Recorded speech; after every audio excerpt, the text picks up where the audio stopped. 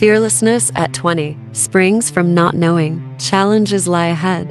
Fearlessness at 50 comes from having wrestled with life's challenges and learned from them. I think my mission is to become the greatest human I can. I know that sounds pompous, but what else do we have? I don't see anything wrong with technology as long as it doesn't interfere with your life. Organized religion is primarily man putting words in God's mouth. That's how I basically feel about that. But I do believe in believing, and I admire it. I just don't think it should be exclusive or judgmental. The older I get, the less I suffer. Fools gladly. My greatest fear when we were doing Body Heat was that I wouldn't be sexy. I didn't have a self-image of myself as this alluring, powerful sexual female. I am dedicated to ensuring reproductive health and freedom for all. When I'm really hot, I can walk into a room, and if a man doesn't look at me, he's probably gay. My father was a diplomatic officer. As a diplomat's daughter, you have to learn to present yourself very early on. It's fascinating how all of us every day rely, at some point to some extent, for some reason, on faith in our life, whether it's God or not, or please help me. I had a great deal of pressure to move to LA. After Romancing the Stone came out and I'd become very popular, but people came to me anyway. What makes me angry? The education of children. How in God's name can you expect to have a functioning society the way we teach our kids? Crimes of Passion, which is one of the best films I've done, will live strongly in my resume even though it didn't do well. I never feel more alive than when I'm on stage. On film you feel chopped up. You can be acting from the neck up or the hand. There's a lot of close-up. I don't believe in simply accumulating money, but I have the luxury to say that because I have enough for all my needs.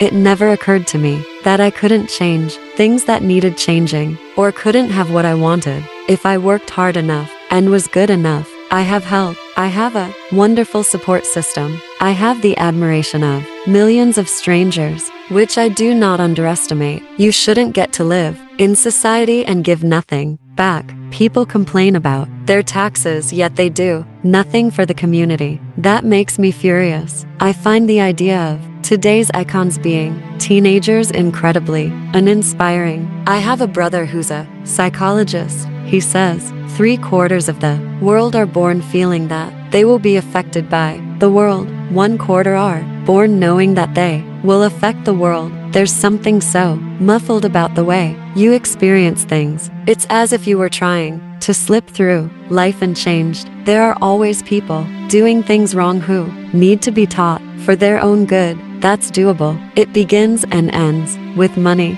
It's absurd in this day and age when we need so much money for education, health, for people, that a $100 million can be spent on a film. It's obscene. The roles that I am attracted to are women who try to do something about their lives and not a woman who waits for some circumstance or man to come rescue her. I have no interest in that. You know, when you've worked with somebody before and you've worked very deeply and dangerously, then you start with the relaxation and the trust right away, and that lets you go even deeper, which is a lovely thing. The idea behind doing comedies is that you go home a little happier. I often play women who are not essentially good or likable, and I often go through a stage where I hate them, then I end up loving and defending them. The big gap between the ability of actors is confidence. A woman can plan when to have her family and how to support a family. I always thought the point was to have a bigger life, to meet more people. So I don't understand Hollywood. I don't think I'm anything like the improviser. I'm not. I do better with at least an outline. I think Europeans have enough tradition and respect for the experience and body of work of an actress that they don't sell out to the new ones. What we need is more women writers writing for older women. There are some actresses who have production companies and create their own material, and I truly admire that. I'm not very active politically. The causes I work on offer immediate, practical, accessible help and politics has never meant that to me. I would certainly choose my jobs depending on the actions of the character. I won't do anything that has to do with child abuse or women's abuse. There are still women who are not living their own lives but living through their men or their children. If my ego was out of whack and I believed I could carry anything off, that would be a stupid risk. But so far there's been no reason not to try anything. Mary Kathleen Turner, born June 19, 1954 in Springfield, Missouri, to Patsy McGee and Alan Richard Turner, a U.S. Foreign Service officer who grew up in China where Turner's great-grandfather had been a Methodist missionary.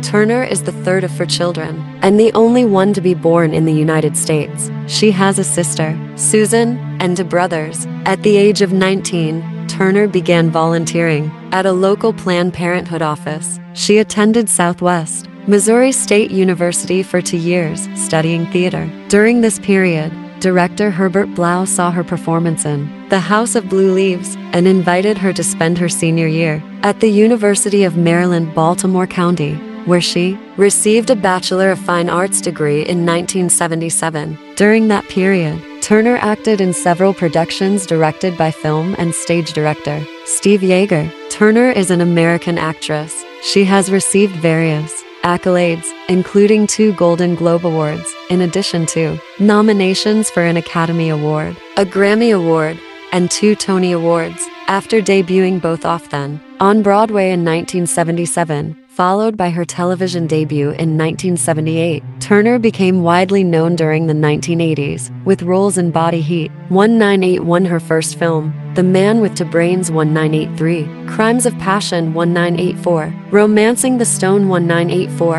and Prizzy's Honor 1985, the latter 2 earning her a Golden Globe Award for Best Actress, Motion Picture, Musical, or Comedy, and Peggy Sue Got Married 1986, for which she was nominated for the Academy Award for Best Actress. In the later 1980 Seconds and early 1990s, Turner had roles in The Accidental Tourist 1988, The War of the Roses 1989, and Serial Mom 1994. She later had roles in The Virgin Suicides 1999, Baby Geniuses 1999, Beautiful 2000, and Marley and Me 2008. On TV, she guest starred on the NBC sitcom Friends as Chandler Bing's drag queen father Charles Bing, in the 3rd season of Showtime's Californication as Ciccolini, the jaded, sex-crazed owner of a talent agency, and on the Netflix dramedy series The Kominsky Method as Michael Douglas's character's ex-wife Roz Vollander. Turner's voice roles include Jessica Rabbit in